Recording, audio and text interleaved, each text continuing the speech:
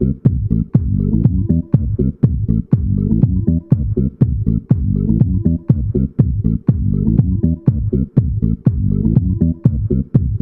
live on a planet where luxuries we only dreamed of 100 years ago are now readily available at our fingertips. Our society has advanced to the point where we do not need to worry about primal necessities like finding food or finding shelter. We can sleep in our beds comfortably at night because we know that the world we know of today will be back tomorrow. However, this way of thinking may be completely changed within the near future. Human overpopulation is having a negative impact on our environments. The research and data that we, as students, have collected prove this claim blatantly. If this problem goes unchecked, this may mean the end of humanity.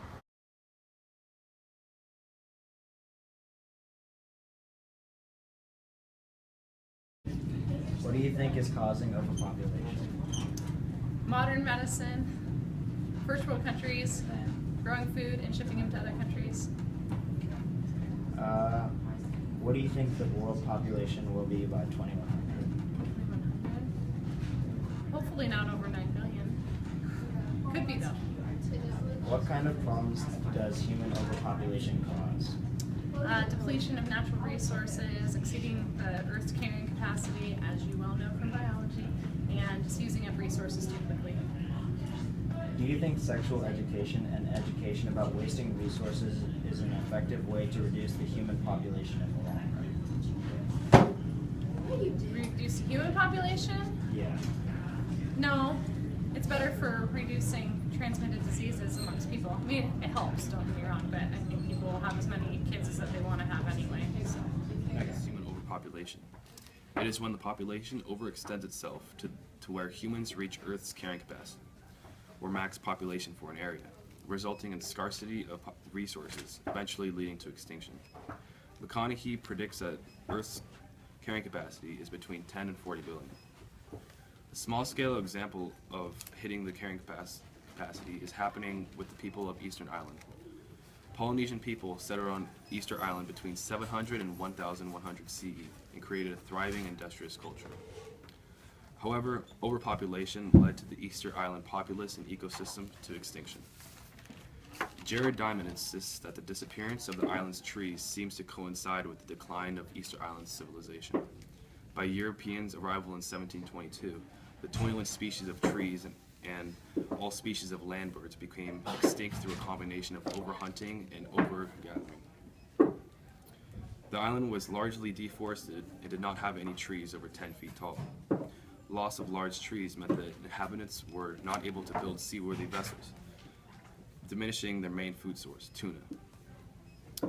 Diamond suggests that cannibalism took place on Easter Island after the extreme deforestation of an already destabilized. Diamond suggests that cannibalism took place on Easter Island after the extreme deforestation destabilized an already precarious ecosystem. This is a small-scale example of what could happen in the near future. The human population is steadily increasing. The current average of population growth per year is 80 million. The population right now is 7.5 billion. How many people do you think will be on the Earth by 2100? Here's what your classmates thought. How many people do you think will be on the Earth in 2100? Well, the population has doubled since the 1950s, and there's 7.3 billion people on Earth now. So I would say maybe 16 billion, around there. Actually, in 2014, the UN predicted that the world population would rise from a current 7.5 billion to almost 12.8 billion. What is causing this huge spike in population? At the root of it all, it is because the annual death rate, which is 55.3 million, is staggeringly lower than the birth rate, which is 131.4. For a stable world to live on, the mortality and birth rate must average out to the same number. That same number is the amount of humans who can live on the world without environmental damage. This is called carrying capacity, and we are far above Earth's capacity for us as a species. So now that we know that Earth is above its carrying capacity for humans, what do you think caused this? Here's what people at our school think. They are all right. However, the biggest contributors are both the agricultural revolution and the industrial revolution. In most of our time on Earth, humans have lived as hunter-gatherers. Every day, people would trap and hunt wild animals, while others prepared wild plants, nuts, and berries. If they were lucky, they could supply themselves and their family. If not, they would starve and die. In order to stay close to their migrating animals, they would set up temporary camps until there was not much food in that area, and then they moved on. Because of the fluctuating weather, animal migrations, and long seasons, starvation was always nearby. People had little time to do anything other than find food, warmth, and shelter for themselves and their family. However, about 14,000 years ago, a new lifestyle began to emerge as the Ice Age was coming to an end. Food became in relative abundance for the first time in thousands of years instead of having to move around. Permanent shelters were created. Sheep, cattle, goats, pigs were all domesticated. People collected and cultivated certain grasses, oats, wheat, and barley, which provided a lot of food. People discovered how to store food over harsh winter months. Thus, farming began, and so did the agricultural revolution. People could focus on things other than hunting and gathering. Many new jobs became available, increasing science and technological abilities. Nope. In hunter-gatherer societies, women needed a gap of 3 to 4 years between children, as highly dependent children are incompatible with a mobile lifestyle. No limitation existed with permanent housing, so women had children much more frequently. At this time, Earth had an estimated 11 million people. However, the main reason why the world population did not boom so much was because of diseases due to the domestication of animals. What type of diseases do you think are by animals? What kind of diseases do we get from animals? Like the avian flu and rabies and swine flu, mad cow disease, E. coli, salmonella from chickens.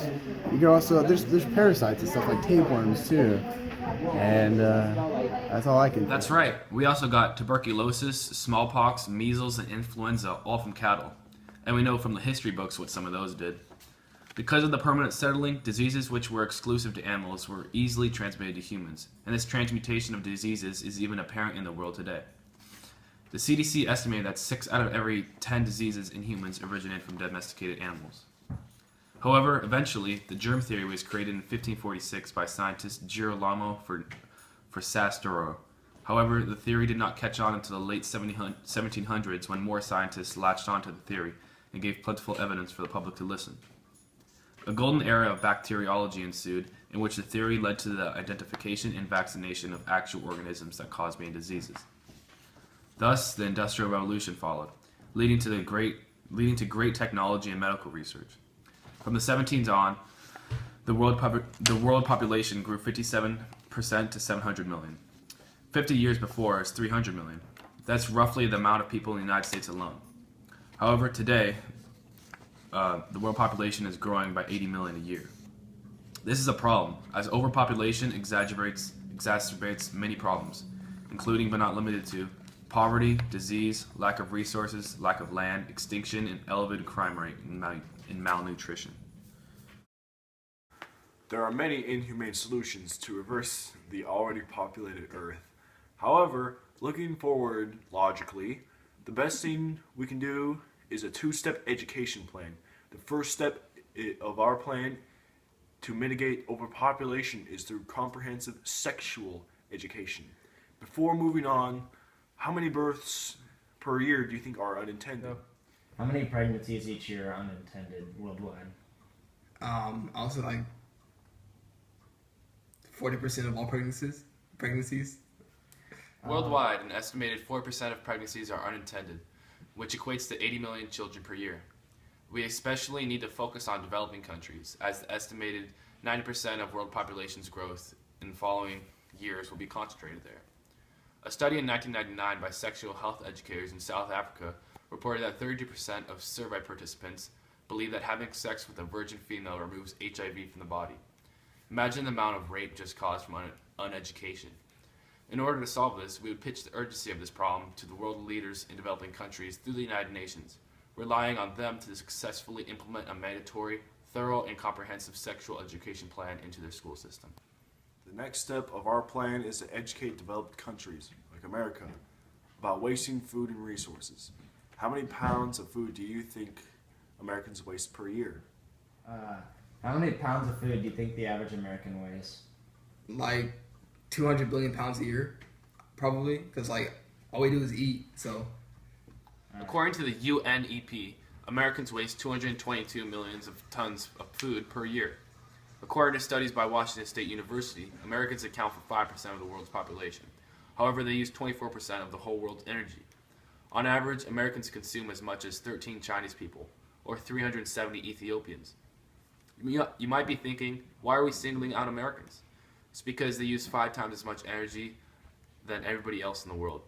5 times the amount of oil, 5 times the amount of food, and 5 times the amount of waste. The biggest problem concerning overpopulation is a lack of resources, and Americans are wasting much of it. How will we solve this problem? Through education. Pitching the idea to the President will allow our 2-step plan to reach the United Nations, thus dispersing education all throughout the school system. This is how we will solve and prevent the dangers of education. Some people think that modeling our plan like China's one-child policy law will be efficient in reducing the world's population. Of course it will. For China, it reduced the birth rate from 6 children per woman to 3. And according to the Chinese government, it helped prevent 400 million births. The biggest problem with getting people to follow this plan is that some may say that this will be taking away our freedoms and rights.